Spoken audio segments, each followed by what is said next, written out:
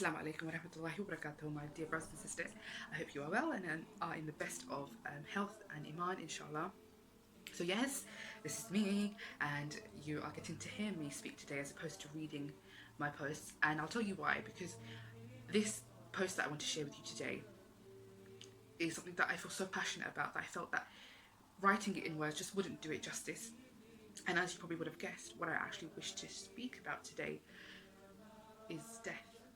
Now I know for some that's a really eerie subject, and for some people it's like, or like even now as I said the word death, it does make me shiver a little bit, because it's a reality that no one can say, you know what, no, it's not going to happen. And that is why I asked the question in my last post, what if you were told you would die in 5 minutes? I mean, no one will even know if those next 5 minutes are even guaranteed. I mean, by the end of this video that you see it, will I even live? And when I came across that lecture, I've come across different lectures, I've come across different ahadith and different verses of the Quran that I want to share with you. I was like, wow, what a statement. What if you are told you will die in the next 5 minutes? Will you be ready? Will you be scared? Will you be happy? Or would you feel any other emotion? Because emotions are different.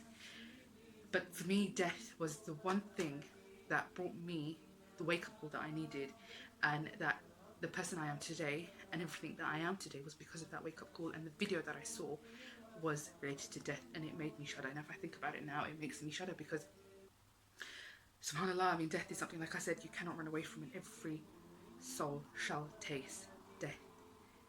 So brothers and sisters, death is something I want to talk about, and I'm going to bring it to you in a series of 3 videos, because I don't want to prolong it, and I don't want to keep it so long that people kind of zone out. I want to keep it short, precise, and to the point. And I know sometimes my written posts can seem a little bit elongated, and some of you may just not read them, some of you may read them and just stop, or you know, those that read all of them, thank you so much.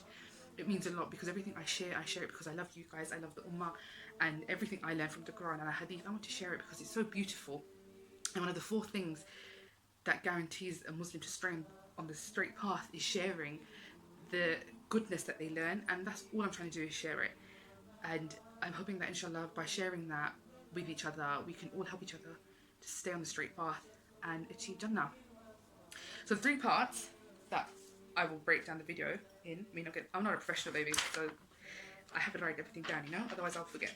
So the first part, which is today, which is the moments during death. The second part will be the moments after death, and the third part will be life after death, which will be in our final homes, which will be Qabr. So Bismillah ar-Rahman ar-Rahim, without further ado, let me start. So part 1, which is moments during death.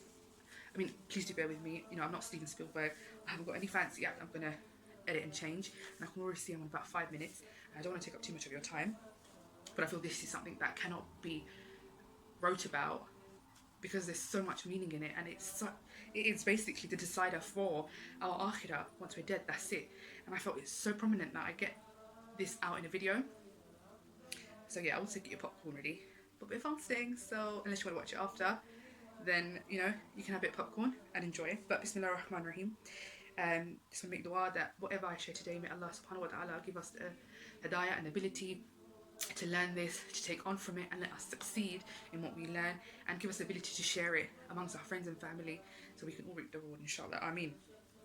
So like I said, every soul shall taste death, and to Allah we will return. Surah Al-Imran, which is chapter 3, verse 185. Often you hear about death, and the first thing you say is Inna lillahi wa inna ilayhi raji'un. And one day that will be said when people hear that we have died. And that is the reality of death. But there's a hadith where Nabi Sallallahu Alaihi Wasallam is asked by one of his sahabas, or told by one of his sahabas, that, oh Allah, oh Nabi, the morning light is here, so the day has started. I do not know if I will live to see the evening. Then our beautiful Nabi Sallallahu Alaihi Wasallam said, oh my dear Sahaba, when I go to pray namaz, and then I say Assalamu alaikum to my right, I do not even know if I will live to say Assalamu alaikum to my left. That is as short as life is. Our death was written 50,000 years before Adam alayhi salam was even made. So know that it will come and it will happen when Allah decrees, and there is no hiding from it. Even if you are in the loftiest of mountains, death will come and seek you. But know, my dear brothers and sisters, for a true believer, death is not a sad ending. It is in fact the beginning of their happily ever after, which is what I love to say, because truly it is. And inshallah, I want to focus on the beauty of death more so than the eerie fear of death. So as we know, Malak al-Maut is the angel that has been assigned to take death, and often some will say Malak al-Maut, but they also say Israel. But there are many sound hadith that say that Israel is the name that has been given to the angel of death. So Israel, Malak al-Maut, angel of death, he has been appointed, and subhanallah, with everything happening, he is probably more prominent and more around us, more so than ever in recent months. So death is here, and you will know, because the soul at the time of when death has been decreed will know that their time has come. And subhanallah, where their final destination will lie. And here is how. So, cutscene, the angel of death has come. Malak al-Maut is here. And it is time for your soul to leave the body. You will soon be entering the stages of Sakarat. And Sakarat, my dear brothers and sisters, is the term used for when a person is on their deathbed or in the final stages of their death. This could last a minute, it could last a second, it could last days, it could last weeks. But this is the time when the soul has reached the point of your throat. I want you to know this, that in Sakarat, the longer you are on your deathbed, that is Allah's very last mercy upon the soul, for their soul to be raised in ranks in Jannah. So yes, you heard that right. The more pangs of death that you feel on your deathbed is Allah's last mercy upon your soul to raise your status in Jannah. SubhanAllah. And like I said, every soul shall taste death.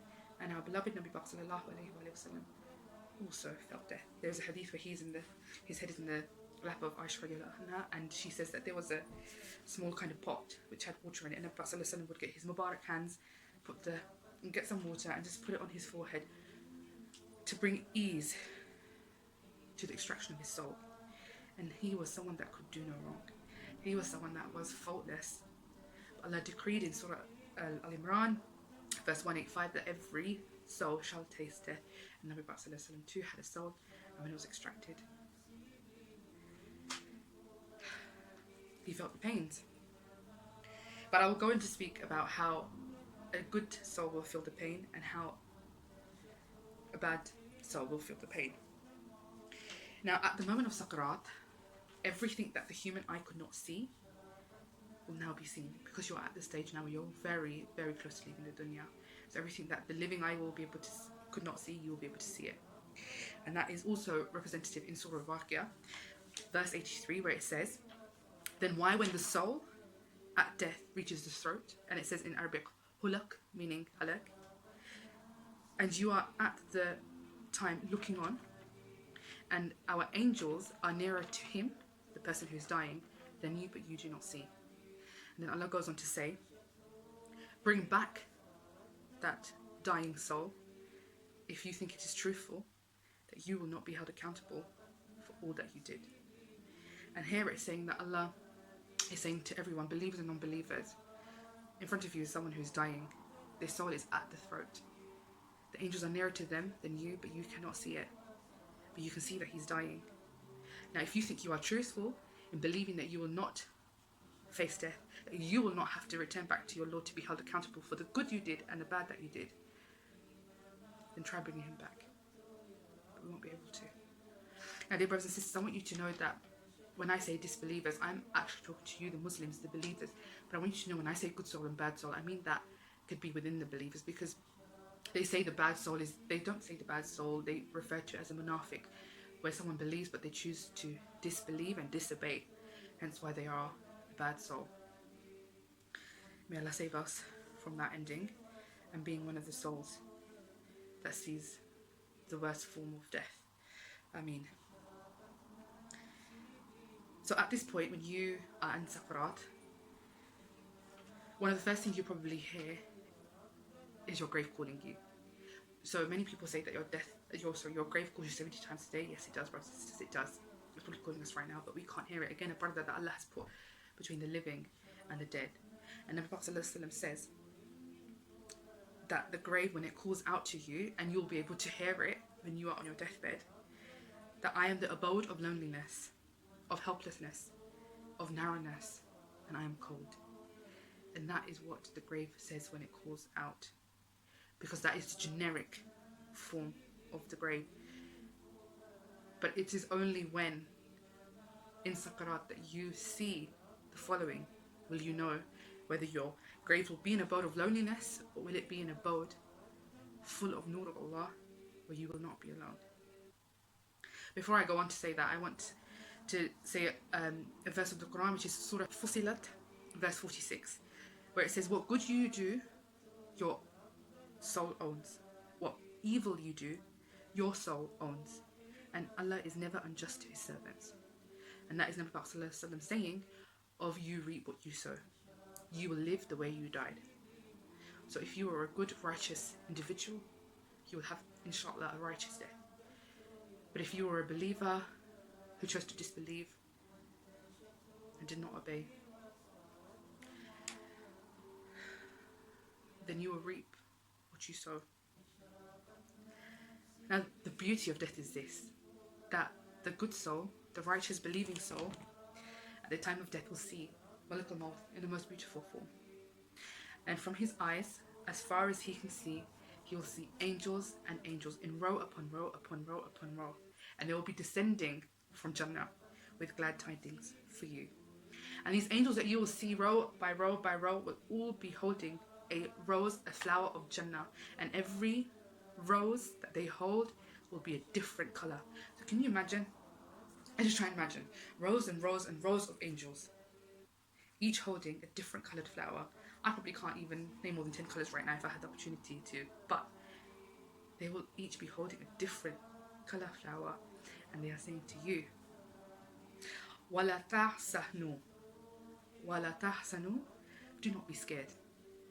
وَاسْأَبْسِرُوا جَنَّةً وَاسْأَبْسِرُوا جَنَّةً, we bring to you glad tidings of Jannah. Subhanallah.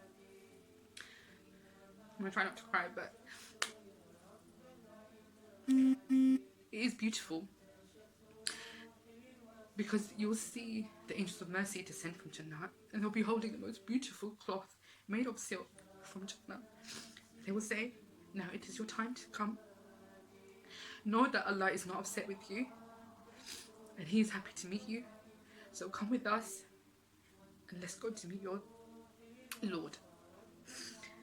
I mean, subhanAllah, can you imagine that time?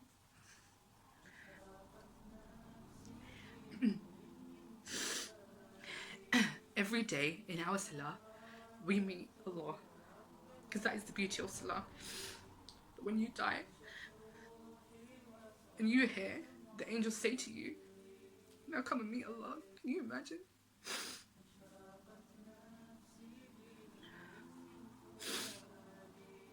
You will be taken to the 7 heavens, and people will come to the angels and say, oh angel, who is so and so? Who is this beautiful person that you bring, draped in this beautiful cloth with the most beautiful musk? And the angels will call you by the most beautiful names that you are known by in this dunya, and they will call you by the beautiful names of the good deeds that you did. And as you are taken higher and higher, everyone will follow you, because they're in awe that you are being brought into Jannah, and they're like, subhanallah. And then you'll be taken up and up and up, and then you will come and meet Allah. And Allah will say, He will say, have no fear. You succeeded in attaining my pleasure. And know for you, Jannah awaits. Now go back to your body and lie as like a sleeping bride and await Jannah, which I promised Now, brothers and sisters, what that means is everything that we read in the Quran, when we say the righteous person will be given rivers beneath which, gardens beneath which rivers flow, and Allah says, I have promised you that. Know that Allah is not unjust. That if He promises good, He will give you the good. But if He promises consequences of your evil, then He will deliver that too. But subhanAllah, can you imagine? Can you imagine that time when your soul is taken up and you meet Allah? And Allah will say to His angels that this person was good. He did good. She did good. Now write their name among the Illiyin, the book of those of the high ranks. SubhanAllah. And we have to remember the saying of Nabi Sallallahu. He said that those who love to meet Allah, Allah loves to meet them.